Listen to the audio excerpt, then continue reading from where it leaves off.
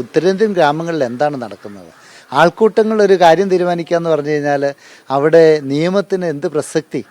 ഇവിടെ ഈ ഇന്ത്യ മഹാരാജ്യത്തിന് സ്വാതന്ത്ര്യം ലഭിച്ചതിന് ശേഷം സ്വതന്ത്രമായ ഭരണ സംവിധാനമുള്ള ഒരു രാജ്യമാണ് നമ്മളുടേത്. ഈ രാജ്യത്ത് നിയമവാഴ്ചയാണ് നടക്കേണ്ടത്. ഇത് നിയമവാഴ്ചയല്ല, ഇത് കാട്ടുനീതിയാണ്. ഒരു ആൾക്കൂട്ടം വന്ന് ആക്രോശിച്ച് അവർക്ക് ഇഷ്ടമുള്ളതുപോലെയൊക്കെ ചെയ്യാണ്. അത് കണ്ടു നിൽക്കാൻ പോലീസുകാരും. അതുകൊണ്ട് ഉത്തരേന്ത്യൻ ഗ്രാമങ്ങളിലെ നിയമവാഴ്ച തിരികെ കൊണ്ടുവരണമെന്നാണ് കേന്ദ്ര ഗവൺമെൻറ്റിനോട് ഞങ്ങൾക്ക് പറയാനുള്ളത്. ഇത് അന്താരാഷ്ട്ര സമൂഹം ശ്രദ്ധിക്കുന്നുണ്ടെന്ന് നമ്മൾ വിചാരിക്കണം. ഈ ഇന്ത്യയിൽ മാത്രം ഒതുങ്ങി. ഇന്ന് കാലഘട്ടം മാറി. ഇന്ന് മാധ്യമങ്ങൾ വളരെ സജീവമാണ്. ഇപ്പോൾ കേരളത്തിൽ നമ്മൾ ഇത് വളരെ കൃത്യമായിട്ട് മനസ്സിലാക്കുന്നുണ്ട്. ഉത്തരേന്ത്യൻ ഗ്രാമങ്ങളിലെ ജനാധിപത്യ ധ്വംസനപരമായ നടപടികൾ മാറ്റി അവരെ ജനാധിപത്യത്തിലേക്ക് കൊണ്ടുവരണം. സംസ്കൃതിയുള്ള ഒരു ജനതയായിട്ട് മാറ്റണം. അതാണ് രാഷ്ട്രീയക്കാർ ചെയ്യേണ്ടത്, അതാണ് ഗവൺമെൻറ്റുകൾ ചെയ്യേണ്ടത്.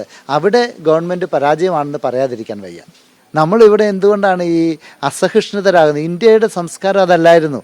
2000 വർഷങ്ങളായിട്ട് ഇവിടെ ക്രിസ്ത്യാനിറ്റി ഇന്ത്യയിലുണ്ട്. ഈ 2000 വർഷമായിട്ട് ഇവിടെ ക്രിസ്ത്യാനിറ്റി ഉണ്ടായത് എന്തുകൊണ്ടാണ്?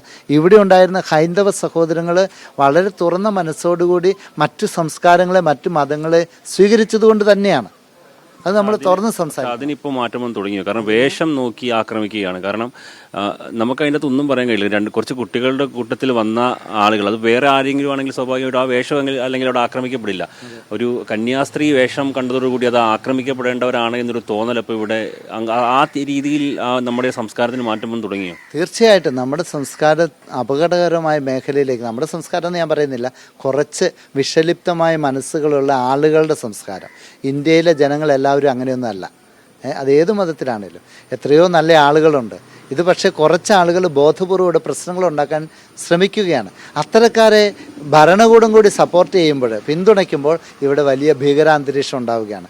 പാവപ്പെട്ട ക്രിസ്ത്യാനികളെ കൊല്ലുന്ന സ്ഥിതി പല സ്ഥലത്തുമുണ്ട് ഉത്തരേന്ത്യയിൽ. ഇത് ആദ്യത്തെ സംഭവമൊന്നുമല്ല. എത്രയോ വൈദികർക്ക്, എത്രയോ സന്യസ്തർക്ക്, എത്രയോ ആത്മായ പ്രേക്ഷിതർക്ക് അവരുടെ ജീവൻ നഷ്ടപ്പെട്ടിട്ടുണ്ട്.